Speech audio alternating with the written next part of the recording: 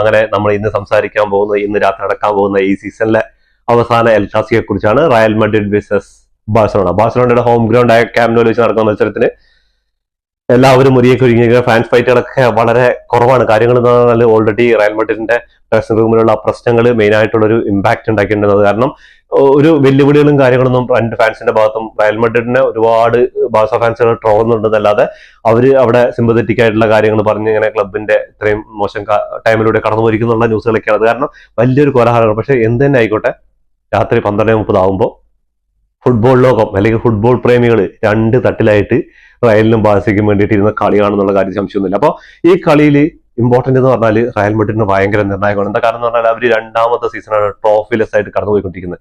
അതേപോലെ തന്നെ അവരുടെ ഡ്രസ്സിംഗ് റൂമിലുള്ള പ്രശ്നങ്ങളും അവരുടെ കോച്ചും അവിടുത്തെ പ്ലേയേഴ്സും തമ്മിലുള്ള പ്രശ്നങ്ങൾ അങ്ങനെ മാനേജ്മെന്റിനെ തല പുകച്ചുകൊണ്ടിരിക്കുകയാണ്. അതിനേക്കാളപ്പുറം ഈ മത്സരത്തിൽ ഒരു സമനില മതി ലാ ലീഗ് ഒഫീഷ്യലായി ബാഴ്സലോണ തൂക്കി എന്നുള്ള സ്റ്റേറ്റ്മെന്റ് വരാൻ വേണ്ടിയിട്ട്. ഒഫീഷ്യലായി ലാ ലീഗ് തൂക്കും ഈ ഒരു മത്സരത്തിൽ ഒരു സമനില കിട്ടിയ. അപ്പോൾ വിജയത്തിൽ കുറഞ്ഞതൊന്നും റയൽ മാഡ്രിഡ് ഫാൻസുകാരോ റയൽ മാഡ്രിഡോ ആഗ്രഹിക്കുന്നില്ല. അപ്പോൾ എന്ത് വില കൊടുത്തും ക്യാമ്പ് നൂവിൽ വന്നിട്ട് ഒരു വിജയത്തിന് വേണ്ടി തന്നെയായിരിക്കും റയൽ മാഡ്രിഡ് പൊരുതുക. അതേപോലെ തന്നെ ബാഴ്സലോണയുടെ ഭാഗം നോക്കിക്കഴിഞ്ഞാൽ ചിരവൈരികളായ റയൽ മാഡ്രിഡിനെ തോൽപ്പിച്ചിട്ട് ആ ലാ ലീഗ് തൂക്കുക എന്നുള്ള കാര്യം പറഞ്ഞാൽ അവർക്ക് വലിയ സന്തോഷം. അവരുടെ ഫാൻസിനായിക്കോട്ടെ അവര് ഭയങ്കര സന്തോഷം. ലാ ലീഗിൽ കഴിഞ്ഞ ലാ ലീഗ് മത്സരത്തിൽ റയൽ മാഡ്രിഡ് ആയിരുന്നു വിജയിച്ച് 2-1 വിജയിച്ച്.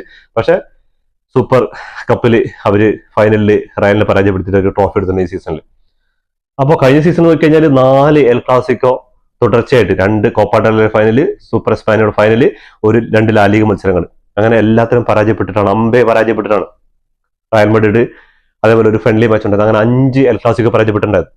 അതിനുശേഷം ഈ സീസണിൽ ലാ ലീഗ് മാത്രമാണ് അവർക്ക് വിജയിക്കാൻ പറ്റിയത്. അതിനുശേഷം സൂപ്പർ കപ്പിൽ ബാഴ്സലോണ വിജയിക്കുകയാണ് ചെയ്തത്, സൗദിയിൽ നടന്ന സൂപ്പർ കപ്പിൽ.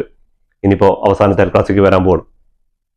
ഈ സീസണിൽ സൂപ്പർ കപ്പ് കിട്ടിയിട്ടുണ്ട് ബാഴ്സയ്ക്ക്. ലാ ലീഗ് ഏകദേശം ഉറച്ച പോലെ. ലാ ലീഗ് ഇനിയും മത്സരങ്ങൾ ബാക്കിയുണ്ട്. ഒരൊറ്റ സമനില മതി അവർക്ക് ട്രോഫി ചൂടാൻ വേണ്ടിയിട്ട്. ഇനിയും 3-4 മത്സരങ്ങൾ ബാക്കി കിടക്കുന്നു. അപ്പോ റയൽ മാഡ്രിഡിനെ സംബന്ധിച്ചിടത്തോളം ഭയങ്കര ദുഷ്കരമായ ഭയങ്കര പ്രശ്നങ്ങൾ നിറഞ്ഞ 2 സീസണാണ് കടന്നുപിടിക്കുന്നത്. ബാഴ്സയെ സംബന്ധിച്ചിടത്തോളം ബാഴ്സ ഇതേപോലെ ഒരു അവസ്ഥയിൽ പോകുമെന്ന് വിചാരിച്ച ബാഴ്സയെ ഹൻസി ഫ്ലിക്ക് എന്ന് പറയുന്ന ജർമ്മൻകാരനായ ആ കോച്ച് വന്നതിന് ശേഷം ടീമിലുണ്ടായ മാറ്റങ്ങളും, അതേപോലെ കഴിഞ്ഞ സീസണിൽ ഡൊമസ്റ്റിക് ട്രിപ്പിൾ അടിച്ചിട്ടാണ് അവര്, അതും ഈ ടീം വെച്ചിട്ട്. ഈ സീസണിൽ നോക്കിക്കഴിഞ്ഞാൽ ഏറ്റവും കൂടുതൽ പൈസ മുടക്കിയത് അറ്റന്റിക് മാഡ്രിഡാണ്. അതിനുശേഷം വില്യാറിയൽ, റയൽ ബെറ്റീസ്, റയൽ മാഡ്രിഡ് ഇവരൊക്കെ മുടക്കിയിട്ട് എത്രയോ 83 മില്യൺ എന്തോ ടോട്ടൽ മുടക്കിയിട്ടുള്ളൂ. ആകെ 3 പ്ലെയറിനെ സൈൻ ചെയ്തിട്ടുണ്ട്. റാഷ്ഫോർഡിനെ, റൂണി ബാഗ്ദാജി, അതേപോലെ തന്നെ ഗോൾ കീപ്പറായ ജോൺ ഗ്രാസിയ. ഇവർ 3 പേരിൽ എനിക്ക് എടുത്തു പറയേണ്ടത് ജോൺ ഗ്രാസിയന്റെ സൈനിങ് തന്നെയാണ്. ബാഴ്സലോണയ്ക്ക് ഒരു മുതൽക്കൂട്ട് തന്നെയാണ് അത് ഉണ്ടായത്. പിന്നെ ബാഴ്സലോണയുടെ ഈ സീസൺ കഴിയോടുകൂടി ഒരുപാട് പ്ലെയേഴ്സിനെ സൈൻ ചെയ്യും, അതേപോലെ തന്നെ പുറത്താക്കും, ഒരുപാട് പ്ലെയേഴ്സിനെ സെൽ ഔട്ട് ചെയ്യണമെന്നൊക്കെ ഉണ്ട്. അതിന്റെ ഇടയിൽ കൂടെ എംബാപ്പേനെ സെല് ചെയ്യാൻ വേണ്ടിയിട്ട് റയൽ മാഡ്രിഡിന്റെ ഫാൻസുകാർ 50 മില്യണോ എന്തോ ആൾക്കാർ വോട്ട് ചെയ്തിട്ടുണ്ടെന്നുള്ള ഒരു ഇതൊക്കെയാണ് വരുന്നത് ഒരു ക്ലബിൽ ഒരു പ്ലെയർക്കെതിരെ. അത് ഒരുപാട് കാരണങ്ങൾ പറയുന്നുണ്ട്. എന്താ കാരണം എന്ന് പറഞ്ഞാൽ റയൽ മാഡ്രിഡിൽ എംബാപ്പെ വന്ന ശേഷമാണ് ഈ പ്രശ്നങ്ങളൊക്കെ ഉണ്ടാവും കാരണം എന്നൊക്കെ പറയുന്നുണ്ട് കുറെ ഫാൻസുകാർ. അതേപോലെ തന്നെ കുറെ ന്യൂസിൽ അങ്ങനെ വരുന്നുണ്ട്. ഈ 2 ചേരികളായിട്ട് റയൽ മാഡ്രിഡിൽ ഇതിനു മുന്നും നമ്മൾ നോക്കിക്കഴിഞ്ഞാൽ ഒരുപാട് പ്ലേയേഴ്സ്, റൊണാൾഡോ ആയിക്കോട്ടെ, ബെൻസിമ ആയിക്കോട്ടെ, അതേപോലെ ഫിഗോ, അതേപോലെ തന്നെ സിനദിൻ സിദ്ധാൻ, അങ്ങനെ ലോകോത്തര താരങ്ങൾ ഒരുമിച്ച് കളിച്ച ഒരു ക്ലബ്ബാണ്. പക്ഷെ അപ്പോഴൊന്നും ഇല്ലാത്ത പ്രശ്നങ്ങൾ ഇപ്പോൾ അതിഗംഭീരമായിട്ട് ഒരു ഡ്രസ്സിംഗ് റൂമിൽ ഒരു ഫൈറ്റിലേക്ക് വരെ എത്തിയിരിക്കുന്നത്. വാൽവേർഡെ ഹോസ്പിറ്റലൈസറാണ്, ബോധം പോയി, അങ്ങനെയുള്ള സിറ്റുവേഷനിലേക്ക് പറഞ്ഞുകൊണ്ടിരിക്കുന്നത്. ഇതൊന്നും ഒരു വിഷയമല്ല. നാളത്തെ എൽ ക്ലാസിക്കോക്കുള്ള അവർ ഗ്രൗണ്ടിൽ ഇറങ്ങുന്ന സമയത്ത് 2 ടീമും ഇതൊക്കെ മറന്ന് കളിക്കുന്നുള്ള കാര്യത്തിൽ സംശയമൊന്നുമില്ല. പക്ഷേ ഒരു വലിയൊരു ക്ലബിന്റെ ഭാഗത്തുനിന്ന് ഇങ്ങനെ ഒരു പ്രശ്നം ഉണ്ടായിരിക്കുന്നത് എല്ലാവരും പ്രതീക്ഷിച്ചത് AC മിലാനോ ഇന്റർ മിലാനൊക്കെ ആയിത്തീരുന്നുള്ള ആണ് ബാഴ്സലോണ പറയുന്നത്. ഫൈനാൻഷ്യൽ പ്രശ്നങ്ങളും കാര്യങ്ങളും. പക്ഷേ ഹൻസി ഫ്ലിക്കിന്റെ കീഴിൽ രാമാസ് എന്ന കുറെ പിള്ളേരിനെയും അതിനൊരു ഫൗണ്ടേഷൻ ഇട്ടുണ്ടായിരുന്നു സാവി പറയുന്ന ഒരു കോച്ച്. അതിന് കറക്റ്റായിട്ട് കൊണ്ടുവരാനും ഒരു കോച്ച് എന്ന നിലയിൽ റഫീനിയ, അതേപോലെ തന്നെ ഒരുപാട് പ്ലേയേഴ്സ്, ബാഴ്സലോണയുടെ ഒരുപാട് പ്ലേയേഴ്സ് കഴിഞ്ഞ പ്രാവശ്യം ചാമ്പ്യൻസ് ലീഗ് സെമി ഫൈനലിൽ എത്തിയിട്ടുണ്ടായിരുന്നു, ഈ സീസണിൽ ക്വാർട്ടർ ഫൈനലിൽ എത്തിയിട്ടുണ്ടായിരുന്നു. അങ്ങനെ ഗംഭീര ഫോമിന്, അതും ഇത്രയും പരിമിതികൾക്കുള്ളിൽ വെച്ചിട്ട് തന്നെ അവർക്ക് ഇപ്പോഴും 1:1 ചെയ്തിട്ടില്ല. ഇനി ഈ സീസണിൽ ആരെയൊക്കെ സൈൻ ചെയ്യുന്ന ഒരു പിടിയിലാണ് നിൽക്കുന്നത്. എന്നിട്ടും അവർ ആ കളിയും വെച്ചിട്ട് ഇവിടെ എത്തി എന്നുള്ള കാര്യത്തിൽ അഭിമാനിക്കണം ബാഴ്സ ഫാൻസ് എന്ന നിലയിൽ.